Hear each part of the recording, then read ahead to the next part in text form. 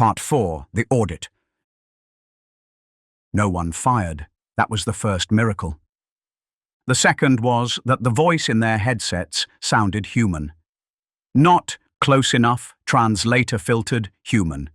Human, a cadence you could argue with. This is Liaison Marek of the Outer Accord. Vessels identified as Vigilant. Hold your vector. You are safe. Do not approach the lattice. Admiral Reyes nodded once at Captain Lila Chen. Hold position. The ringed star filled the forward display like a lantern wrapped in wire. Between the glowing nodes, dark struts etched geometry on fire.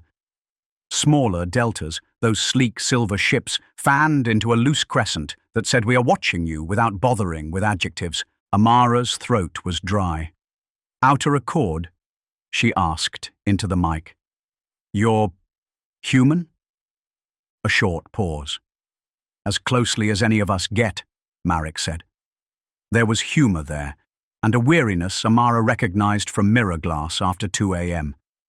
"We share origin and myth and a talent for setting the curtains on fire." Reyes kept his voice even. "Your wormhole is pulling mass from our star. If this is a rescue, it has a strange bedside manner." "It is an audit," Marek replied. "Your star is participating in the mass ledger, scheduled drawdown. You are late in resuming contact." On Earth, Kaito's laugh clipped the channel. "A ledger? Like library fines for stars?" "More like tide charts," Marek said. "Take a little when you need. Return a little when you can. It keeps the lights on without anyone going dark." Amara stared at the lattice webbing the distant sun. "We didn't agree to any of this." "Someone with your face did a long time ago," Marek said softly. "Perhaps not you, Doctor," Amara Singh. "But the signature reads Earth Origin, Wormhole Array, Sector 7. Your seal, your yards, your tooling, your math. You built the straws." The bridge went quiet enough that Amara could hear her own pulse. She'd suspected. Seeing the evidence felt like swallowing a nail. Reyes recovered first. "We need to see that ledger." Marek hesitated. "Boarding is unwise. The lattice has its own rules, but we can transmit proofs." "Transmit," Reyes said. A moment later, a flood of data scrolled across the tactical glass. Timestamps older than any living culture, contract hashes, usage graphs, mass deltas smoothed across centuries. The numbers were cold and merciless. Earth, Sol, 3, Commonwealth, had borrowed mass twice over the last 13,000 years. Once to lift the ice after the third winter, once to stabilize the sun's dynamo in the after-cinder. Both times, the repayment schedule stretched across millennia. Tiny siphons, well within sustainability, invisible to casual astronomy.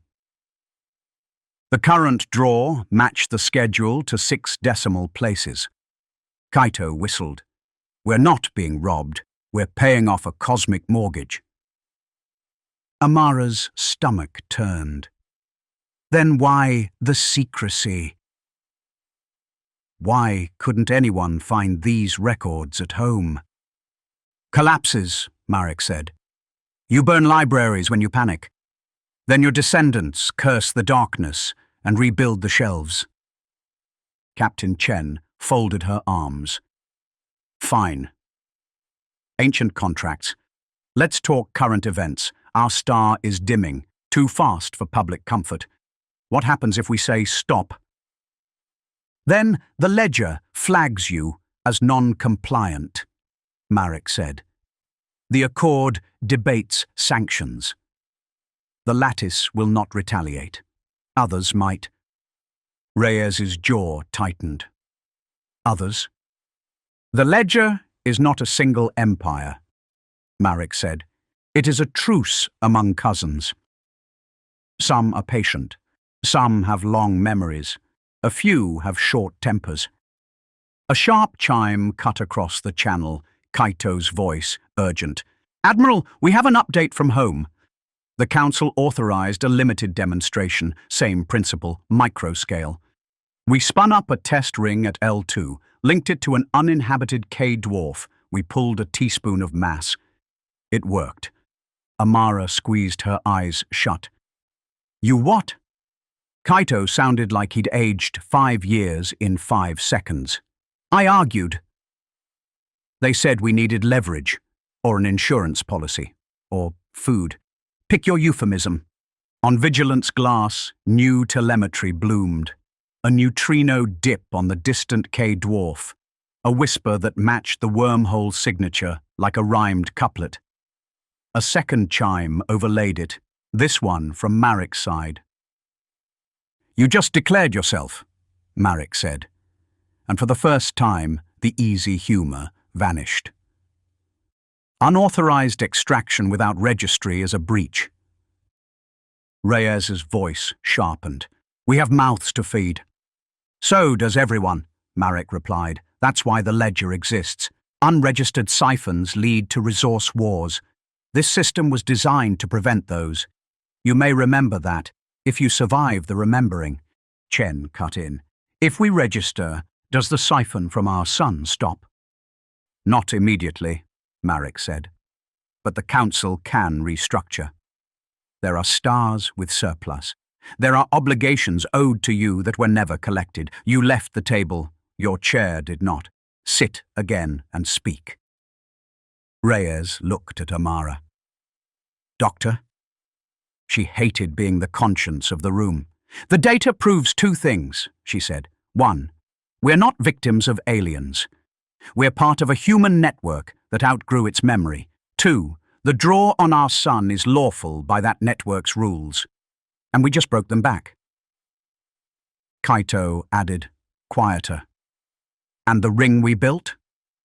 It can do more than teaspoons." Marek's voice softened. "We don't want your world to suffer. We remember home too. But show teeth, and you'll meet teeth. Show reason, and the accord will move mountains you cannot." Reyes rubbed his temples, then made a decision. "Liaison Marek. Request parley. Face to face. Neutral location." A new voice answered. Older, rougher, the tone of a teacher who'd given up on polite. "Admiral Reyes, I am Archivist Imani Rao, custodian of this lattice. Accept docking coordinates, and keep your hands where we can see them. Bring Dr. Singh." Vigilant's crew followed the beacon to a small transfer hub, an egg attached by bright umbilicals to the larger ring. The docking corridor smelled faintly of ozone and citrus. Humans waited at the airlock. Not clones, not caricatures, just people with odd scars and thoughtful eyes. Their suits bore glyphs Amara's brain wanted to pass as Sanskrit if Sanskrit had learned to do calculus. Imani Rao was shorter than Amara expected and somehow larger than the room. "Welcome to the books," she said. "We are not the empire you feared. We are accountants with better windows." Amara couldn't help it. She liked her immediately. Accountants who can punch holes in stars. "Every profession needs a hobby," Rao said dryly, then gestured toward a standing hollow, an elegant model of the ledger. "This is the mass account of humanity. Contributions and withdrawals across 100,000 years, recorded against consent and capacity. When we discovered we could eat suns, we had a long argument and then wrote rules so our curiosity wouldn't murder us." Reyes peered at the graph. "And Sol?" Rao pinched to zoom. A thin gold line traced Earth's debits and credits. The current draw pulsed. 9-day heartbeat, familiar as dread. "You owe little," she said, "but someone back home is panicking." "Panicked people do sloppy math. They build rings without a quorum." Amara glanced at Reyes, then spoke the thing lodged in her ribs. What happens if the Council on Earth refuses to recognize any of this? If they decide the easiest path is to take from a weaker star and damn the neighbors? Then we remind you how many neighbors you have, Rao said, not unkindly. Kaito's voice returned, hushed. Amara, the test ring is scaling. They're pushing more power. The Council says they need to show strength during negotiations. I'm trying to stall. Marek's comm cracked on top of Kaito's. Dr. Singh, the Accord is calling an emergency session. Some factions are already arguing for interdiction. Do not make us choose the hard option. Reyes stared at the lattice, at the ships wheeling slowly in the dark. Options? Best case, Rao said. We restructure your obligations and route surplus from a donor star. Worst case. She let the sentence bleed. We cut your unregistered ring. If we cut it while it's active, it will discharge. How bad is discharge? Chen asked. Bad in a way you can't rebuild from twice. Reyes turned to Amara. Doctor, recommendation. She looked from the ledger to the viewport where their son would be, somewhere to the left of Courage. She thought of the headlines that had called her doomsayer, the late-night coffee, Shorty hissing at her, her father leaving voicemails about soup and family. We tell them the truth, she said, all of it. We show the ledger. We admit we started a siphon, and we stop it. Then we beg for a seat. Kaito exhaled. Relief and fear braided together. I'll try. Rao's mouth twitched into what might be a smile. A scientist advocating honesty. Mark the date. They were halfway back to Vigilant when every alarm on every panel screamed at once. The star outside flickered as if something immense had blinked. A new ring yawned open far off the lattice's plane, brighter, messier. The plasma stream ragged like a ripped flag. Kaito's voice turned into a wire. They lit the big test. It's not a teaspoon. It's a river. Marek's fleet moved as one, deltas sliding into a defensive arc. The Accord's traffic channel erupted, dozens of voices arguing doctrine at the speed of panic. Reyes closed his eyes for a beat, then opened them on fire. All hands, prepare to relay a full broadcast to Earth. Dr. Singh, you're going to speak to 7 billion people who don't believe in ledgers. Amara swallowed. What do I say? Tell them the truth, Reyes said. Tell them we stole first, we forgot, and we're better than our fear.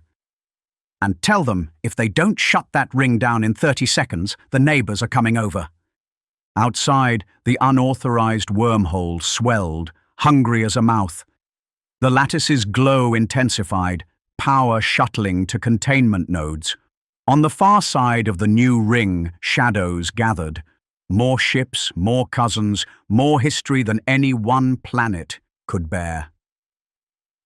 For an instant, Amara saw the shape of it all, a species that had learned to drink light and had written rules so it wouldn't drown. She keyed the broadcast. This is Dr. Amara Singh, she said, voice steady, eyes on the widening wound in the dark. Listen carefully. We are not alone. We never were. And we have a bill to pay. The countdown ticked in her ear. 29, 28. The universe held its breath.